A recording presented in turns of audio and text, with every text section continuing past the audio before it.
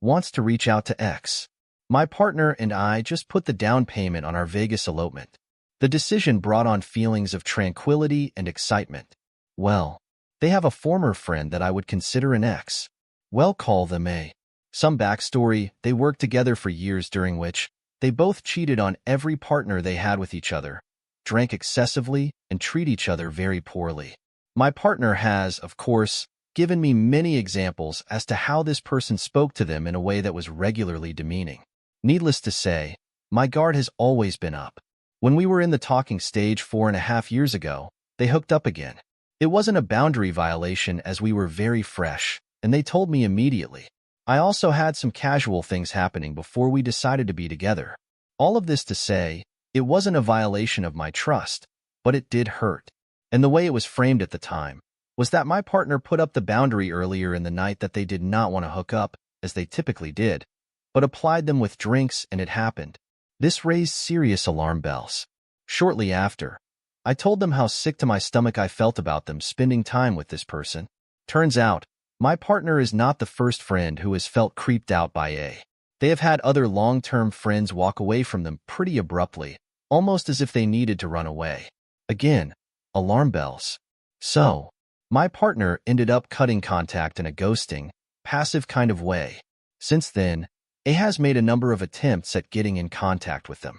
These attempts have come in the form of Facebook messages, recommending them to clients publicly, text messages, and finding out where they opened up their own business and sending flowers, but it wasn't in a congratulatory kind of way. There was some weird fucking note signed with a pet name. While this has gone on over the years, my partner has received several clients that have decided to leave A.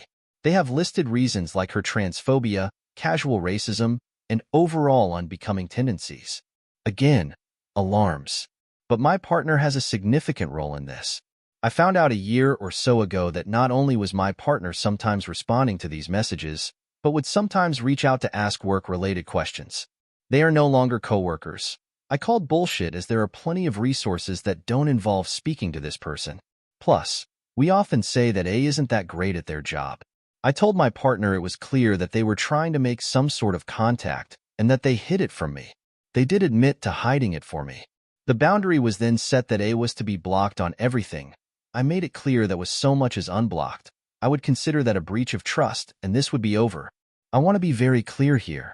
I don't go through phones, I don't read diaries, I do nothing to invade my partner's privacy. I am a very trusting person, but I have also been through my own shitty first marriage, where I was gaslit for years while affairs carried on under my nose. I've learned to trust my gut. I also think it's normal to look at someone your partner used to fuck and sneak around with and say, that one isn't allowed in our new life together. All of this leads me to the issue.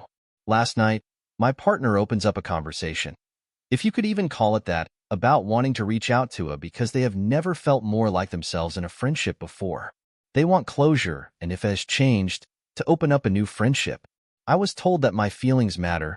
They've ultimately decided that they are doing this, and it is my job to trust them as an adult and their judgment. Needless to say, things spiraled very quickly. The argument resulted in them saying that I am having these feelings based on my past trauma, and that needs to be worked on. I'm not going to have any past trauma weaponized against me.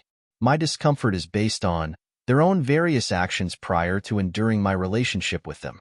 They are saying they don't want to marry someone who tells them what they can and cannot do. Mind you, I've never told them they can't have anyone else in their life. This is the one person I'm like, you know.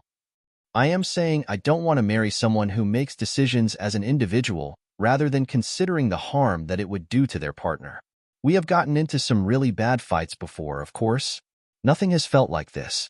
We just put the down payment for our adorable elopement, and 2 days later, I am being told that they're down for me to break up with them in order to feel like this autonomous being, specifically when it comes to reaching out to A. I am shocked. They keep telling me that it's my responsibility to support them.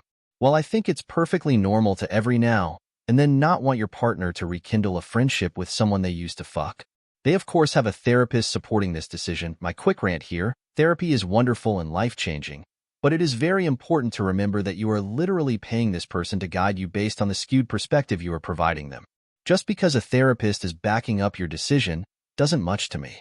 That is not real life, and it doesn't consider the real feelings and people involved outside of the client's wants. Anyway, this feels like a fundamental breakdown. This is not an argument over who is going to clean the bathroom or finances. This feels like a deep rift and an alignment in our values. Why am I required to be arms wide open to this decision that they made without me? This is an X. Sometimes the past should be left where it belongs.